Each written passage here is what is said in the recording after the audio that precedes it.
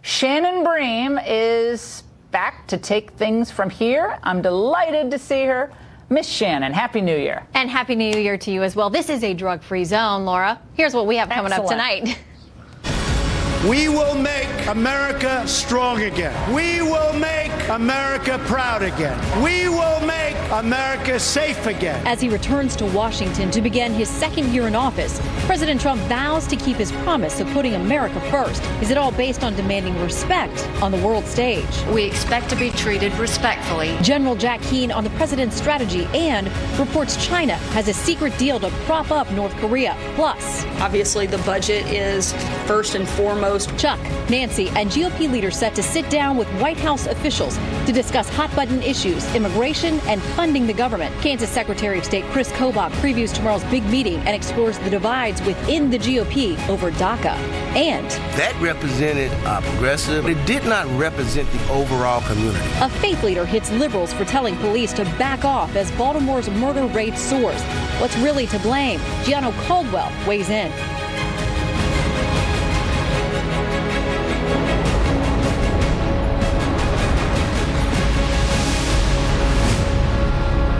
Hello and welcome to Fox News at Night. I'm Shannon Bream in Washington. The first days of the new year bringing new developments in foreign policy. Much of it sparked by a few tweets from our commander-in-chief.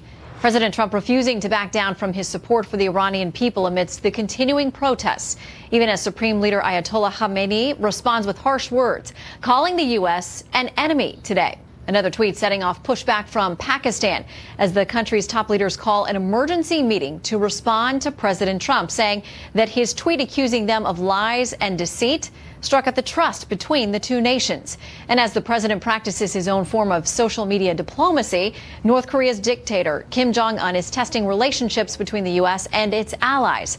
The president responding tonight with nuclear comments of his own, and they are creating a firestorm.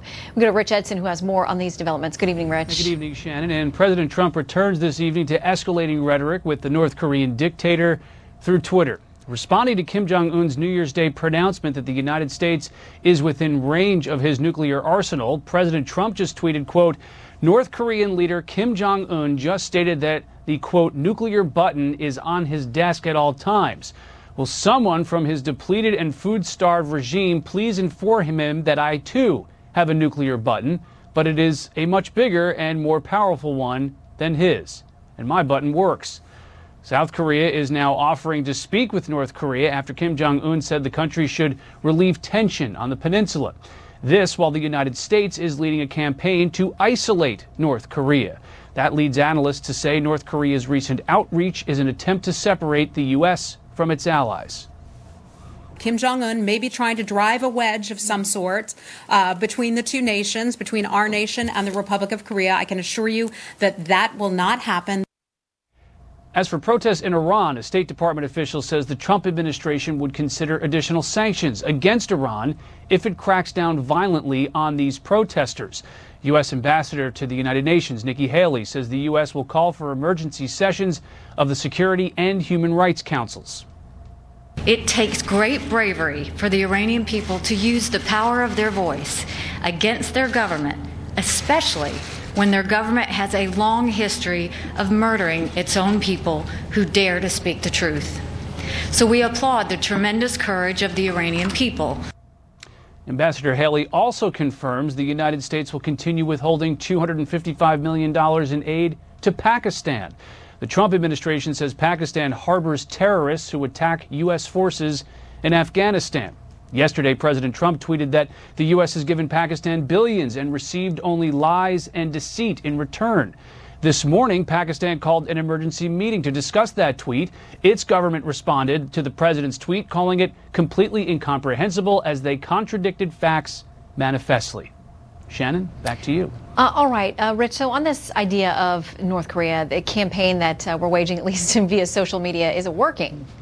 There's that campaign, and then there's the campaign to try to isolate North Korea, to get countries to remove their diplomatic presences, to cut it off economically. The State Department says that campaign is showing results, though the goal is to convince North Korea to halt its weapons program. Kim just spent a year firing intercontinental ballistic missiles over Japan and testing nuclear bombs. This afternoon, the president tweeted, quote, "Sanctions and other pressures are beginning to have a big impact on North Korea. Soldiers are dangerously fleeing to South Korea. Rocket Man now wants to talk to South Korea for first time. Perhaps that is good news, perhaps not. We will see." China is the administration's focus here as well. It accounts for 90% of North Korean trade. The administration says China has been helpful, though it can do more to isolate its ally, North Korea. Shannon. All right, Rich Edson live for us tonight. Thank you, Rich. North Korean leader Kim Jong-un appeared in his New Year's address yesterday in a light gray Western-style suit.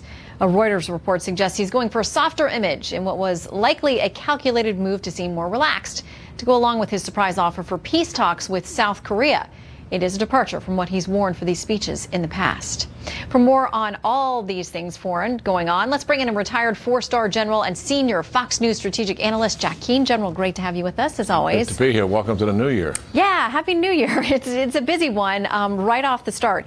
I want to talk about this report that's in the Washington Free Beacon today, and it cites this secret document they say they've obtained from within the Chinese Communist Party about a side secret kind of agreement that it's got going on with North Korea. Here are some of the allegations of this. We haven't verified it. Document they say is from within the party, that it would allow North Korea to keep its nuclear arsenal, that it will not allow the North Korean regime or government to collapse, that it will apply sanctions symbolically, so the world sees that they're doing something, but it will also increase aid and military support for North Korea, including new missiles. If this turns out to be true, are you surprised? Well, that's pretty much been the pattern of behavior for years. I mean, they clearly supported North Korea having a nuclear capability in 2005. Their long-range ballistic missiles look remarkably like the Chinese, and particularly the portable devices that they move those around for mobility purposes and are not on fixed sites look like the Chinese.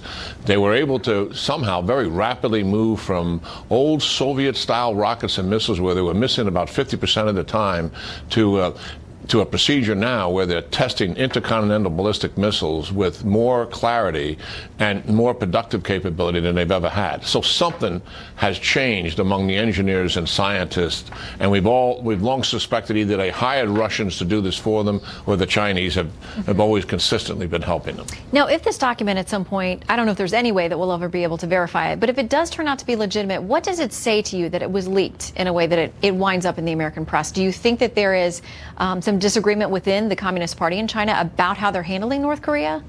Well, I just can't say I don't know what the source of the leak is. I mean, intelligence, if that came from our intelligence services, that's another matter. That may be leaked just to get it out in front of the American people. But I think this administration is very clear-eyed about China. They know that China has played the United States for 25 years on this issue, and I think we put down some markers, and we're clearly watching what's taking place. We're saying that we know that China can do more. I think the concern we have now, even though there's some positive signs that there's economic stranglehold that's starting to take place, there's gasoline lines, and there's obviously these two soldiers came back, they're emaciated, they have significant bacteria in their systems, so something is going on with the food supply, to be sure. But at the same time, I think we're concerned about there's a backdoor that North Korea has from Russia or also possibly from China. I think our intelligence services are on this, and I think we're moving towards some kind of a showdown this year over this whole issue, Shannon. What do you make of the president's tweet, which Rich was reporting about tonight not long ago, saying, you know, please inform Kim Jong-un, I've got a nuclear button too, it's much bigger and it actually works? Well, it's kind of Trumpian in a way. Yeah. It's a tongue-in-cheek comment about a pretty serious issue, and of course it's true. Mm-hmm. And that's the harsh reality of what we're dealing with here. But all things aside, I mean, we are in pursuit of economic sanctions. That's our main effort, backed up by military action, some type of preemptive strike if we have to do it, or the horrific contours of leading to an actual war on a peninsula, which would be devastating for everybody. But we're getting closer to that, to be frank about it. While I have you, I want to ask you about Iran as well, as we continue to see the protests there. A lot being made about what's behind this particular protest, the response the previous administration had in 2009 versus what the administration does this time around. In a Wall Street Journal commentary piece, they said this: Mr. Rouhani, of course the president there, made a crucial mistake over promising and under delivering on both economic and political reforms. Seems like that's the consensus about where we got.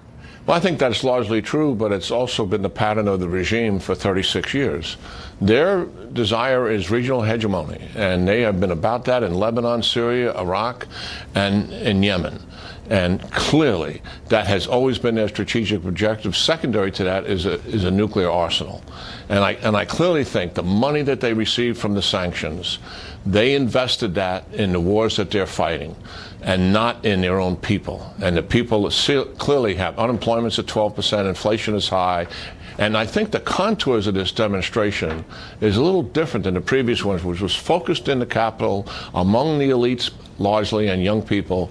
This is touching the entire socioeconomic fabric of life in Iran.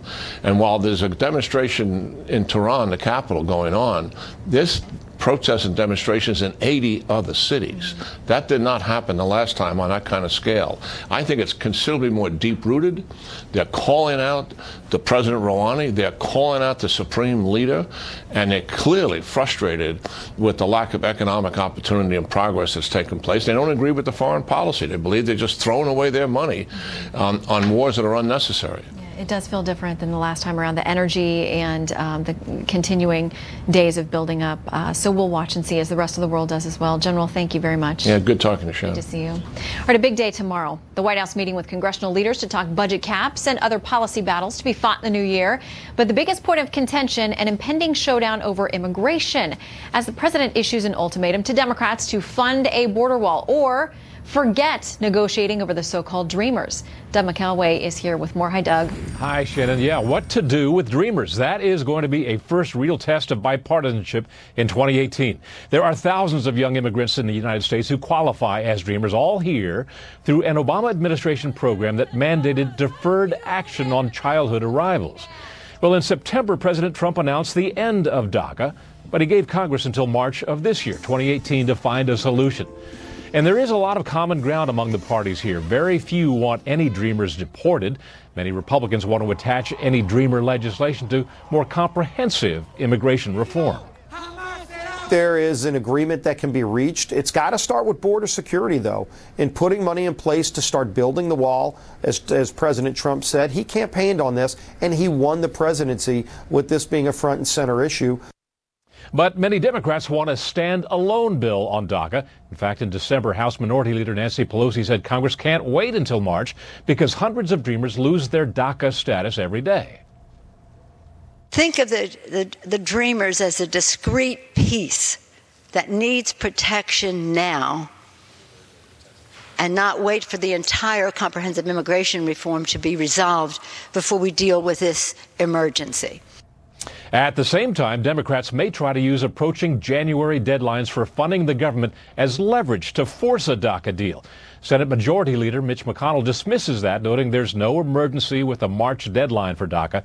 And today, via Twitter, President Trump took the fight a step further, noting, quote, DACA activists and Hispanics will go hard against Dems, will start falling in love with Republicans and their president. We are about results.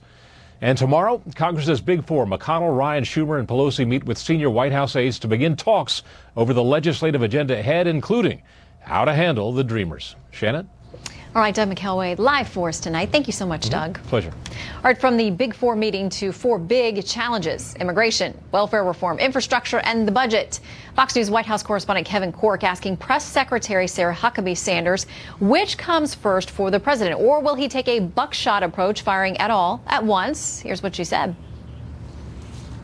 A lot of the meetings that the president has this week with leadership will help determine what the best strategy is on each of those individual areas. But those are certainly welfare reform, infrastructure, responsible immigration reform, and health care will all be top priorities for the administration this year. Chris Harwell, Fox News politics editor and editor of the renowned Halftime Report, joins us live. Live. How are you? Renowned. Happy New Year, yeah. I think of it mostly as infamous, but no, yes. I wasn't going to go there. It's known far and wide for its information. And I see that you still have your New Year's Eve bedazzled pen. I do. Thank you, Mom. Merry sparkly. Christmas. This was from Mom. She knows there's a lot of important things that we write down every day for this show. You got to zhuzh it up a little bit, right? That's what this is all about. It's 11 p.m. Thanks, on the Mom. East Coast. Hopefully she's watching. I think yeah, she she better be. Sometimes she tapes it and watches it in the morning. Or that's over what the coffee. Well, we hope she's watching. Anyway, back to the big important meeting tomorrow. Yes. Chuck, Nancy, Mitch, and Paul. So this is reflective of some success that Congress had on the tax plan and also on punting this stuff into the next year.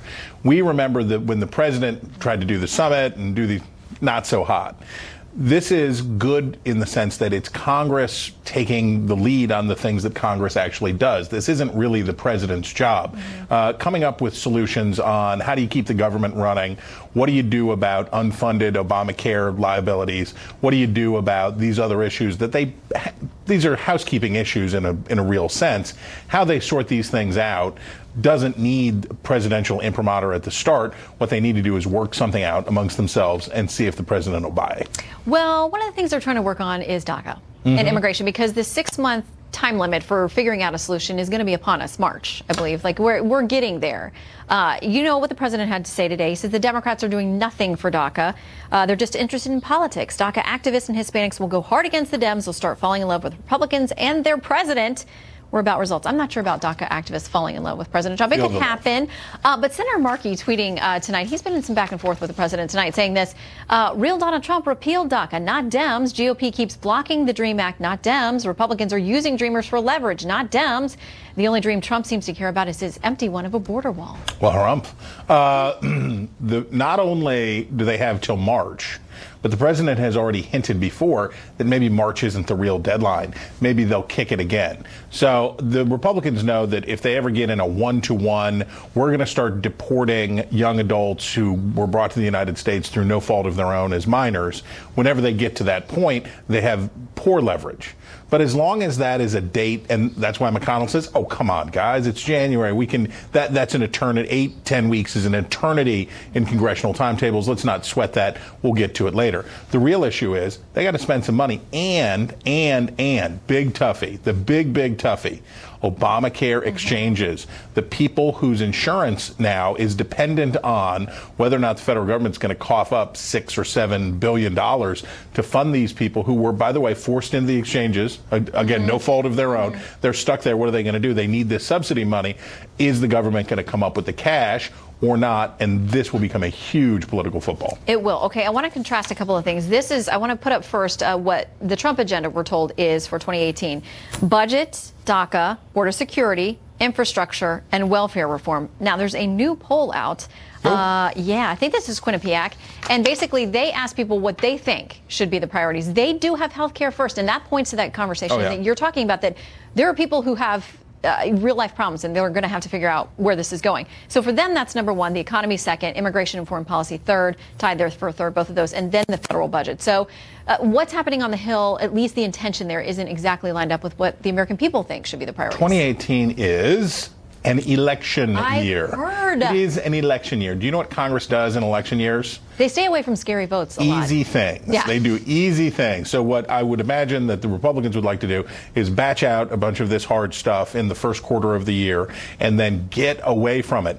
The idea that we're looking at a Congress that's going to undertake $1 trillion in infrastructure spending, the idea that we're looking at a Congress that's going to do comprehensive immigration reform or anything like that seems far-fetched at this point. Now, things can change, but what political history tells us, every day further into a midterm election year that you get, the further away you get from a willingness to take on and tackle big issues. How do you think the meeting's going to go tomorrow? Because it's not the president sitting down with the big four, but it's Mick Mulvaney and someone else. It's Mick Mulvaney and I believe Mark Short, the legislative director. Legislative. So these are obviously heavy hitters, representatives of the White House. But it's not the president with the four of them. That's good. This is better. This is a good way to do it.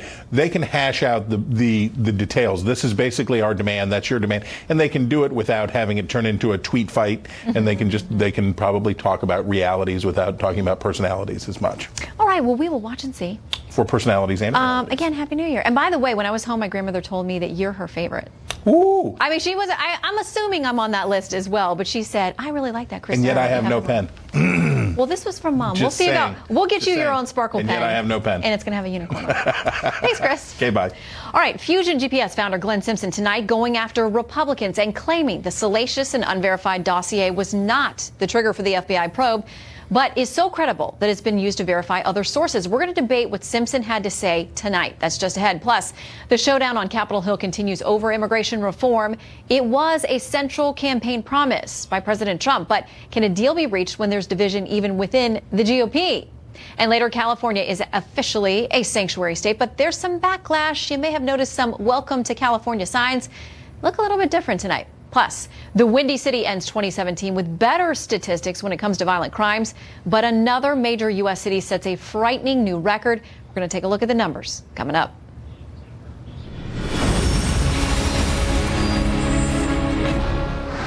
It is official. California is a sanctuary state. State and local police will be limited in what they can ask about immigration status now.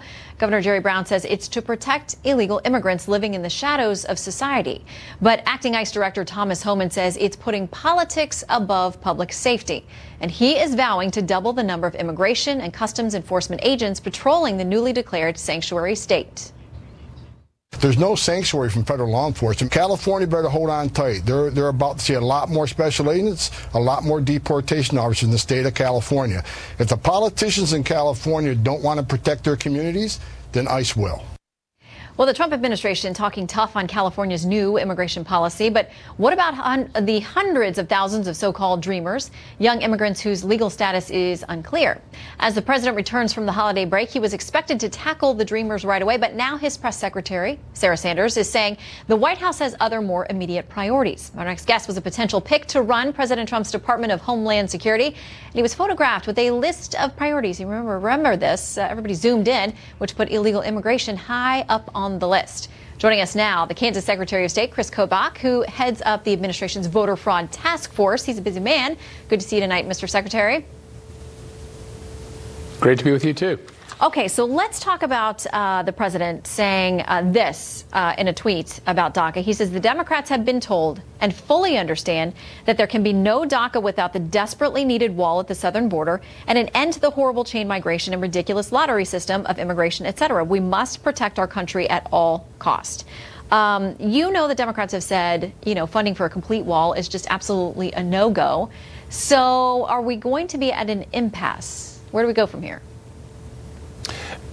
Well, it appears that we are. At least I hope that we are. I hope that President Trump not only says, let's back up. DACA is bad policy. It's going to hurt those 800,000 illegal aliens are in their 20s and 30s. They're not kids. And they're competing for jobs with Americans who in that age group are facing 9% unemployment, 19% underemployment. So we're going to be taking Americans out of jobs and giving those jobs to DACA recipients effectively.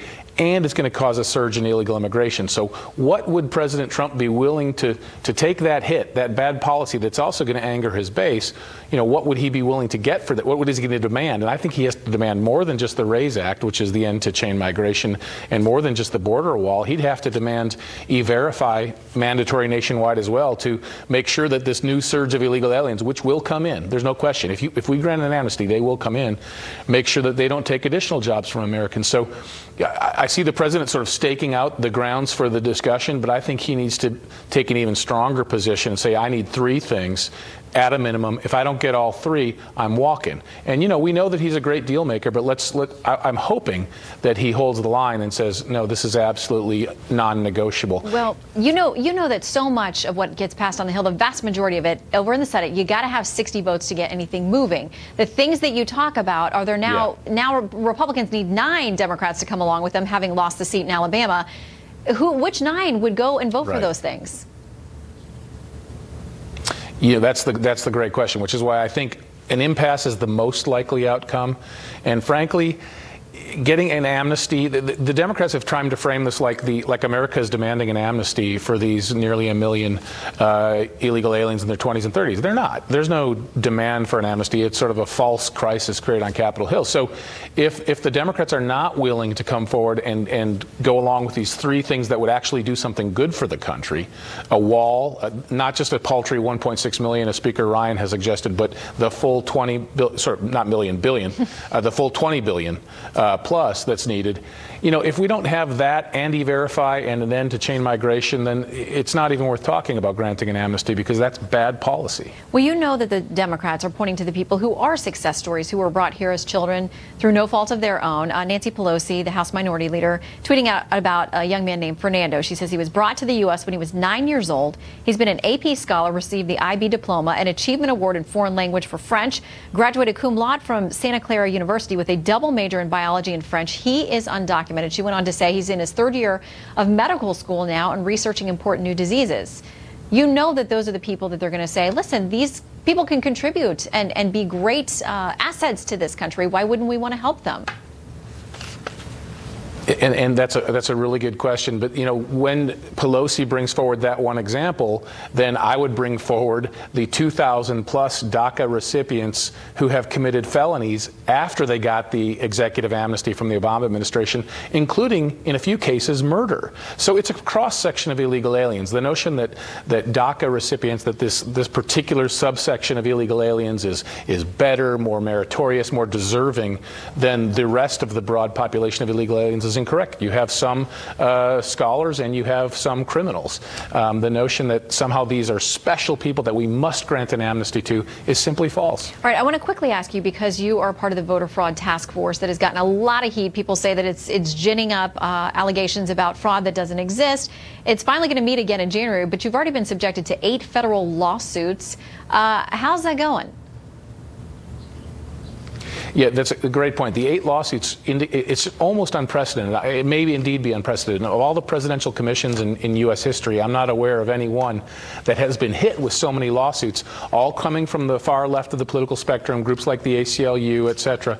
And they're coming and trying to stop the commission. They want us to stop investigating the issue. They want us to, I mean, one lawsuit tried to stop us from having the next meeting. It just goes on. And what they are doing is trying to bog us down. And to a certain extent, they've had some. Oh. Well, we have lost the Secretary of State from Kansas, but Chris Kobach, we thank you for your time tonight, and we'll keep you up to date on that next meeting of the Voter Fraud Task Force and what they do or don't uncover. Meanwhile, law enforcement in California facing new challenges after some warn their hands have been tied by the state's new sanctuary status. The state already facing some backlash. Wait until you see this welcome. Plus, the longest-serving Senate Republican retiring, and that may open the door for a familiar face to come to Washington, also a Trump foe. The president certainly praises his service and is very sad to see Senator Hatch leave, and knows that he will certainly be missed. Well, I guess California's new sanctuary state status is already facing backlash in the form of several "Welcome to California" signs along the state's borders. Had some tweaks. Marianne Rafferty joins us from Los Angeles with that story. Hi, Shannon. The law prevents law enforcement from asking about someone's immigration status. It also bars officers from participating in federal immigration enforcement activities in most cases. The California legislature and Governor Jerry Brown are basically saying California is a sanctuary state and it is not going to assist the federal government in deporting illegal aliens. Back in October, California Governor Jerry Brown issued a statement which read in part, "These are uncertain times for undocumented Californians and their families, and this bill strikes a balance that will protect public safety while bringing a measure of comfort to those families who are now living in fear every day." The new law drawing plenty of backlash, though, on social media. And take a look at this sign placed at the California-Nevada border. It reads, "Felons, illegals, and MS-13 welcome. Democrats need the votes." And another similar sign from last April was placed at the Malibu city limit, which reads, "Official sanctuary city. Cheap nannies and gardeners make Malibu great." And yet another sign appeared at the border of LA and Beverly Hills that says, "Landscaping by LA City Council. We'd rather spend your taxes on welfare for illegals." No word on who is behind these visibly placed signs. Meanwhile, Jose Inez Garcia Zarate, the illegal immigrant who was accused of shooting and killing Kate Steinle, is facing sentencing this Friday in San Francisco. He was acquitted of Steinle's murder, but is due to be sentenced for being a felon in possession of a gun. Shannon. All right, Marianne Rafferty, thank you from Los Angeles. Well, Chicago ends 2017 with some better statistics when it comes to violence in that city. Correspondent Matt Finn takes a look at the improving numbers and how authorities are working to drive down crime. A testament to just how bad violent crime is in Chicago. 650 people murdered last year, an improvement from 2016 when killings averaged more than 2 per day. Shootings also dropped from about 3,500 incidents in 2016 to around 2,800 last year. The greatest improvement happened in Englewood, infamously one of the city's most dangerous neighborhoods. On Sunday morning, drinking coffee and seeing someone with a gun just shooting, or sitting on the porch at night after work, listening to music, and then hearing shots ring out. Police largely credit the drop in crime to shot spotting technology. Cameras and radar placed atop utility poles that detect gunshots and instantly alert police, improving response times and potentially capturing shooters on camera. The city's police ranks also increased by 1,100 officers, and the department put an emphasis on community policing. They really have a connection with the community and community organizations, and they don't come around as security, they really come around as a fabric of Englewood.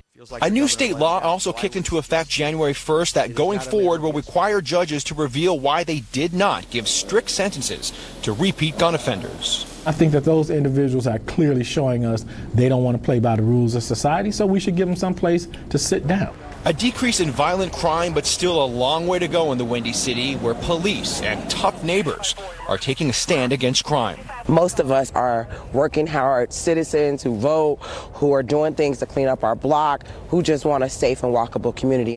The drop in violent crime was also seen in New York and Los Angeles. Here in Chicago, it's day 3 of 2018, and at least 3 people have already been killed. Shannon. All right, Matt Finn reporting from Chicago. Thank you. Coming up later, Fox News political analyst Gianno Caldwell joins us to talk about another U.S. city plagued by violence. Baltimore has set a new record for homicides per capita in 2017. Who's to blame? Local residents have some surprising answers. We'll talk about that crisis later this hour. Well, we know America is a country on the move, and we now know where they are moving to. According to a United Van Lines survey, Americans are going west. Oregon, Idaho, Washington State, they're all near the top of the list of states where Americans are moving to, or they did in 2017. The states that saw the most people leave: Illinois, New Jersey, and New York. Coming up, the Justice Department and the FBI facing a deadline tomorrow to hand over dossier details to the House Intelligence Committee. Tonight, the firm behind the dossier is speaking out and taking a stand against Republicans. We will debate their new claims about Russia, the president, and Congress. And next, another tough day for travelers. What's behind the latest travel nightmare? They're like, okay, 40 people can go down. Then we wait another hour.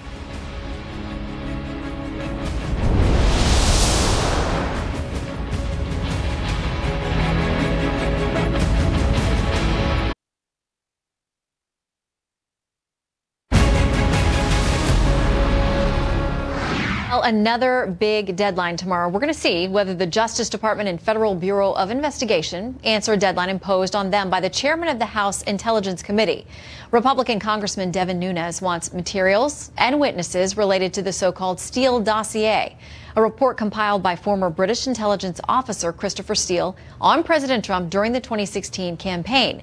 Steele was hired by a research firm called Fusion GPS, and it was headed by a former Wall Street Journal reporter named Glenn Simpson. Tonight, the New York Times is running an op-ed by Simpson in which he makes the case that Steele provided damning and credible information and that it was not the impetus for the Russia probe. Quote, "We don't believe the Steele dossier was the trigger for the FBI's investigation into Russian meddling.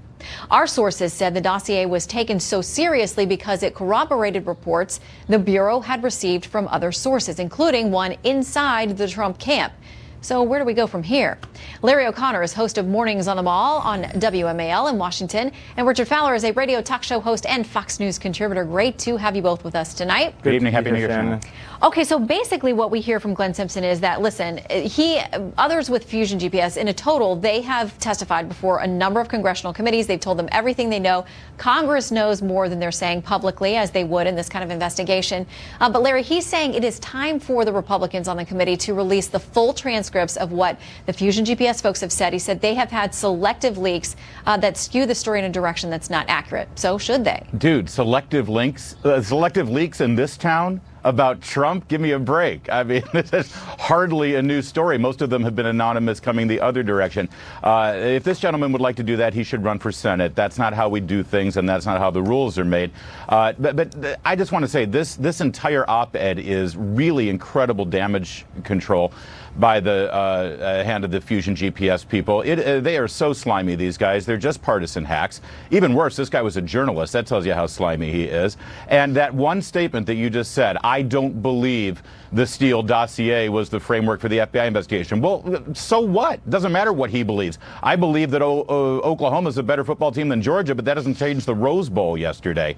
So I think this is damage control because the Fusion GPS dossier is toxic in this town right now, and they're doing whatever they can to distance themselves. Yeah, and Richard, in this piece that came out tonight, he evokes Nixon and Watergate and saying this president is incredibly corrupt, or he has connections and questionable business dealings that are more concerning than any former president in history. What's your take? Well, my take is this. I clearly think that Fusion GPS is trying to protect themselves and protect their image, but I don't think this is a partisan hacks. I mean, first of all, he worked for the Wall Street Journal, number one, which I wouldn't argue is partisan. Number two, this organization also worked for the Free Beacon. They worked for the Hillary campaign. They worked for Republican candidates. They worked for the GOP at one particular time. There's no here. These are facts. No, it's almost entirely Democrats. These work for No, they worked for a vast majority of their work has been for liberal Free Democrat Beacon, causes. and he was the reporter the guy who wrote this op-ed was a reporter for the Wall Street Journal. Well, there are a lot of liberals who report for the Wall Street Journal. You're confusing their editorial page for their reporters. Well, and it's important to note, too, that tomorrow we noted this deadline that Chairman Nunes has set out for the DOJ and for FBI to turn in the records that are related to this. And that obviously would give them a lot more answers about whether the dossier was relied upon, was it ever paid for by the FBI, the witnesses and everything else. So we'll wait to see, because he said that, listen, that these agencies have not cooperated in the way that they should with Congress, regardless of party. He says tomorrow's the day. But the larger point here is this, and I think this is something that I've said all along, and I think it's very important to realize that what happens on Capitol Hill is going to be partisan no matter how you split the baby, right? Because you have Democrats looking for one thing and Republicans looking for the other. The investigation has the most credibility is the Mueller investigation because it is completely nonpartisan. Because Mueller has respect for both Democrats and Republicans. Richard, a lot of folks do not have confidence in him because the number of people connected to this investigation who have turned up to have very serious potential conflicts of interest. I hear that, but I think everybody who has, a lot of folks have a problem with that, everybody too. Who has been conflicted, everybody who's had conflicts in the Mueller investigation has been excused from that investigation that we know of. Yeah, that we know of. Okay, and by now the way, they were hired in the first place. I want to very quickly, on another topic, before I lose you guys, I want to very quickly, though, ask you about this news today that Orrin Hatch, the senator, is not going to run again. Talk that Mitt Romney will. And it's interesting because a lot of folks wonder how the president gets involved, Steve Bannon gets involved. He wants to be involved in all of these races. Don't forget that not long ago, he said this about Mitt Romney. He said, you hid behind your religion. This is Steve Bannon. And he said, you went to France to be a missionary while guys were dying in rice paddies in Vietnam. I already feel like this race is going to get ugly. I'll ask you both to weigh in quickly, about 10 seconds to each. Larry, start with you. I don't like those words from Steve Bannon as ugly, and I hope it doesn't go that way. That said, understand Utah has a stomach for going against the establishment and getting a Tea Party kind of grassroots person. That's why Mike Lee is now the senator from Utah and not Bob Bennett. Yep. Richard? I actually think that Mitt Romney wins this race. A recent Utah policy poll found him the most popular politician in Utah. I think he has the support from the Church of Latter-day Saints, on top of the fact that he has a lot of credibility for saving the Salt Lake City Winter Games. So I think he is the formidable front runner in this race, and he'll likely win. And if Steve Bannon runs a candidate, that candidate will likely lose, period. I wonder if Senator Romney, if that happens, how much he's going to be hanging out at the White House with President Trump. I think he's an adult. I think he's an adult. So I think he's going to play it. Richard said all those nice things when he was running against Obama in 2012. No. All right. He's still a rich guy. We're not getting in our time machine. We're not getting in our time machine now. There are nice rich guys and mean rich guys as well. All right, Larry and Richard, great to see you both. Thanks, come back soon. Good to be here. All right, coming up, Baltimore hits a new record on homicides, and there's plenty of blame being leveled at politicians, activists, even the media. What they're saying has national implications. Gianno Caldwell joins us next to explain. And from Texas to Canada, from Montana to Wyoming and up through New England, a bone-chilling cold gripping the U.S. Wow, check out those pictures. When will it end? Baltimore set a new record in 2017, its highest homicide rate per capita. One pastor from Baltimore speaking to NPR talked about claims that some in the city may bear part of the blame because they wanted less police involvement following the death of Freddie Gray after he'd been in Baltimore police custody. Didn't you want police to back off? No. That represented our progressive, our activists, our liberal journalists, our politicians, but it did not represent the overall community. Because we know for a fact that around the time that Freddie Gray was killed, we start to see homicides increase. We had 5 homicides in that neighborhood while we were protesting. Fox News political analyst Gianno Caldwell is here to discuss the issue. Great to have you with us, Gianno. Yeah. Thank you for having me, Shannon. What do you make of this? I mean, there are a lot of fingers pointing all over Baltimore, from the mayor's office to the police chief. There's plenty to go around, it seems. Yeah, every time we discuss these issues, my heart is heavy, especially heavy for Baltimore, a city whose violence and crime share similarities to my hometown of Chicago. For the second straight year, Chicago has tallied more murders than New York City and Los Angeles combined. In Baltimore, the city saw 343 killings in 2017, bringing the annual homicide rate to its highest ever. Roughly 56 killings per 100,000 people in a city with only 615,000 residents. You know what? One thing I noticed about Reverend Scott, I think he provided a common sense insight and analysis on the surge of violence that took place from the Lord Police President after the Freddie Gray incident. This scenario is remarkably similar to the aftermath of Laquan McDonald in Chicago. And I think where you have these activists and especially the journalists in these particular cities that look to more so divide than unite, we have an even bigger problem, because at this particular time, we need to come together as community and police, respecting the process and understand each other better. And until we can do that, where we can actually engage each other, we're going to continue to have conflict and problems in our cities throughout, not just when it comes to violence on the street, but even with the interactions of the community members with the police officers that look to serve and protect the citizens.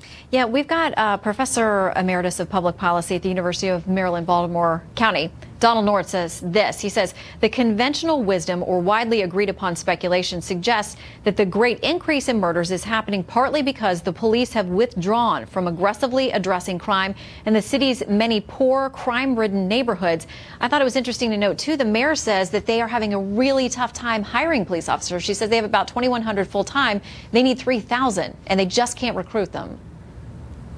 Yeah, I mean, that makes sense to me. I think when you have scenarios that play out where there are police that are being demonized on a regular and consistent basis, and some for just doing their job properly, but it's just the idea that they may not be doing their job properly provides a disenfranchisement for not just the police officers, for the community. Me growing up on the south side of Chicago, where I saw police help residents on a regular and consistent basis, and I'm not going to say that all police officers were willing to help or did the right thing, but there were an overwhelming amount of police officers that were willing to help, and it disenfranchises the process when you have so many people looking to divide instead of unite. Yeah, it's not going to be easily solved. The mayor says they are going to work on it and make Baltimore the safest city in the country. We wish them well. Gianno Caldwell, thank you so much for stopping in. Thank you. Coming up, say it ain't snow. In Florida, of all places, we're going to tell you which parts of the Sunshine State could see some wintry weather. Well, it's nice in Hawaii and California, really cold most everywhere else. Niagara Falls starting to freeze over. Meanwhile, parts of Florida's panhandle could get some snow. Same for Houston. Freezing conditions there and much of the South as well. Most watched, most trusted, most grateful you spent the evening with us. Good night from Washington. I'm Shannon Bream.